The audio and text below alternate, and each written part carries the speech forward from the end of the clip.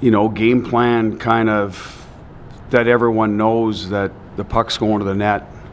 Now you got to build that in. It doesn't happen overnight, especially if you have guys that like to hang on to pucks and make plays. So we have to decide, and it's personnel driven too, Danny, right? If you have, we know which guys will be back, and there may be, new play, whatever, how that shakes out, but we have to start looking at that as an avenue to create offense when things aren't going well. And then how you sell it is, hey, we didn't score the last 2 games in the playoffs, so when you're trying to build that in November and December, that's a bit of the messaging, right? Like, when the going gets tough, this is a way to generate.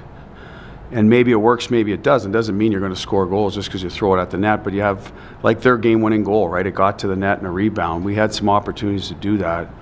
So our mindset is, hey, we're going to have people arriving at the net. The puck needs to.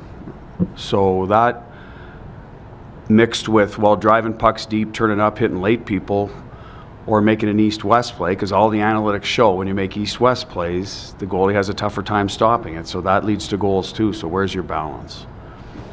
And I think that we have to look seriously at that. I think some teams have found a good balance. Some teams are tilted one way or the other. And listen, I think we were this year, 5th in scoring in the league. So it's not like we're 30th searching for all answers. We have to score better in the playoffs. The last 2 postseasons have told us that. So that's where that comes from, and that's where we got to strongly consider how can we do that better. Bruce, do you want to see personnel changes? I like our team. I have no problem with any player in that room. I think every one of them is a great teammate, care about one another. Is there areas of our game that, like in the group, that we could complement better? Probably. We'll evaluate that. I've never been that guy. I coach, I don't manage. We discuss our team, Krim and I, all the time. So we'll go through that process. But I'll say all the guys that are up, the contracts, were all good players for us. All good players. No disappointments at all.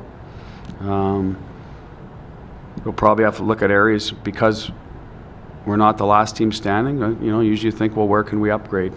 Where can I upgrade what I do? How can I do my job better?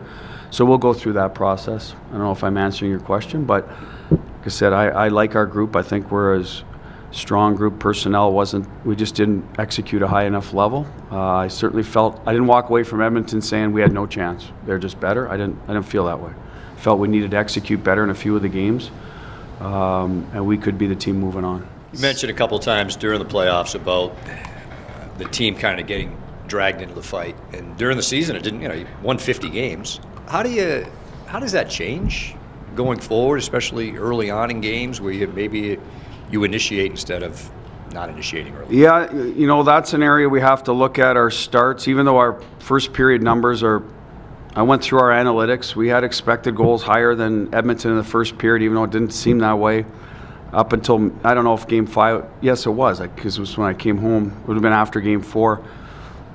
Expected goals doesn't mean goals, but you do have to look at some numbers. Dave, the biggest thing we'll try to change with that, I feel, is going back to the question earlier. We like to make plays. We like to get into the game by making plays, and we have to change our mindset for the first 10 minutes of, hey, we're going to play behind them no matter what and establish that part of the game, because that tends to, at least you don't usually fall behind if you're managing the puck early. You might not get ahead, but you're establishing territory, pace, style of play. So that is where we'll have to make sure. And I think when we had the Nick Waugh line, they were very good at that, so it was easy for them to do that to get us going. So we have to reestablish a line that's willing, that can do that, or two, and then drag the other guys into that type of game. And then later it opens up the ice maybe for the east-west stuff. So that's an area of focus for us next year, is how we start games and what we do with the puck. And again, for a team that likes to make plays, there's going to be resistance. So that's the challenge I'll have about, managing the puck better. I've said it all along, our giveaways were too high, but they're never going to, we do make plays, so there's going to be some risk in our game. And then our shot mentality. Those will be the 2 specifics we'll hope to address in how we change the way we play next year. Because we met with the guys yesterday. Our guys are all in the D zone. They like the way we play. They like their responsibilities. They like that, they're become much more natural at it, and I agree with them. I think that's not a problem for us.